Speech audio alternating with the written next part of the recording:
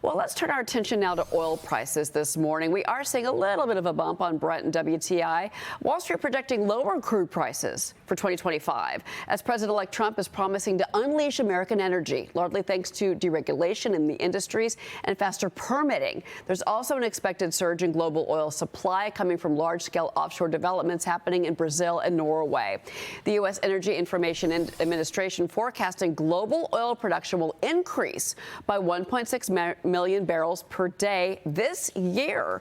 Let's bring in United Refining Company and Red Apple Group Chairman and CEO John Catsimatidis. John, Happy New Year and good morning to you. Good morning and Happy New Year, and it's going to be a great year. Drill, baby, drill? Drill, baby, drill.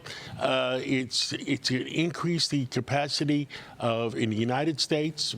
Alaska is a gold mine. It's always been. We're capable of bringing in a lot more from Alaska, and we're capable of bringing in a lot from Canada. So we should make the United States and America self-sufficient and do not depend on the others. Where the problems began is when President Biden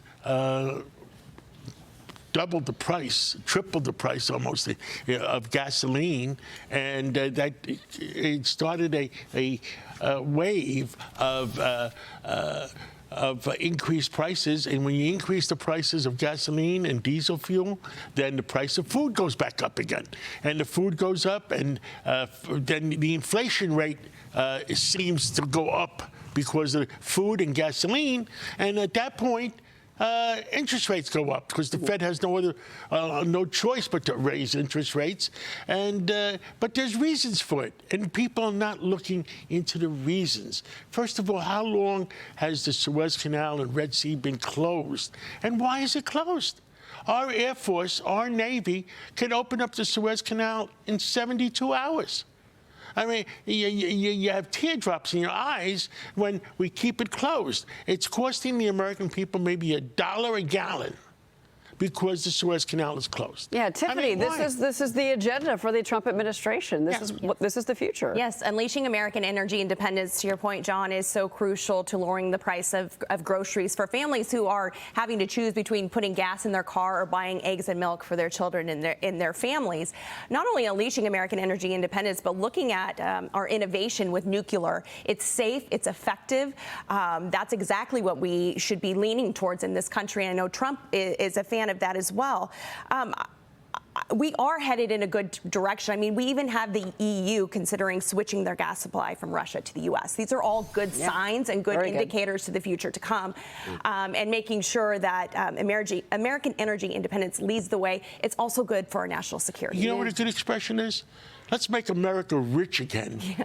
Because in the last 4 years, we made Russia rich, and we made the OPEC nations rich, and we made Iran rich. Iran was made so rich they were just giving monies to the Hamases and giving to the Hezbollahs and Houthis. And why did Biden give them another $10 billion last week? Were they short on making payroll to the Hamases and the Houthis? I mean, you have to joke about it, otherwise we're going to end up crying about it. Well, look, hopefully if you've got lower energy prices, that would help with, of course, the cost of consumer goods, and maybe our grocery stores will start to get a bigger break, at least across the country. I do want to ask you about what's happening here in New York City. And the real estate and the interest rates will go down, and that'll help the real estate industry that's on the tip, and that'll help the regional banks. So it's all in one big mix. There is worries about commercial real estate and regional banks for another day, for sure. I want to talk to you about that. But I got to ask you about what's been happening in the city. We had a very violent New Year's Eve, New Year's Day. We had 2 stabbings on the subway yesterday on New Year's Day. First victim stabbed repeatedly on a southbound 1 train. And then you've got suffering, wounds to the head, arm, and hip. 15 minutes later, a man was stabbed on a northbound 2 train. No arrests have been made. And then you also had a guy that was shoved onto the subway tracks and hit by a train. That was New Year's Eve day in the middle of the afternoon. He survived. He's still being treated. Fractured skull, broken rib. And that suspect was arraigned, attempted murder, assault yesterday. held without bail, shockingly. But police have also now identified the woman that was sleeping on the subway that was set on fire by an illegal migrant. She's 57-year-old Debrina Kawam. This is the state of our city as we begin our year. Somebody has to take control of the city. And I believe with President Trump becoming president on January 20th at 2 p.m., not soon enough for me, he has to put his foot down on the states that want crime. Why do the states? Why is Governor Newsom in California and New York? They're urging crime. It goes back to the story we told Cheryl before. There's 3,300 repeat criminals. Why are the politicians? Why are they supporting the 3,300 criminals that either should be in jail, prison, or insane asylum? Why?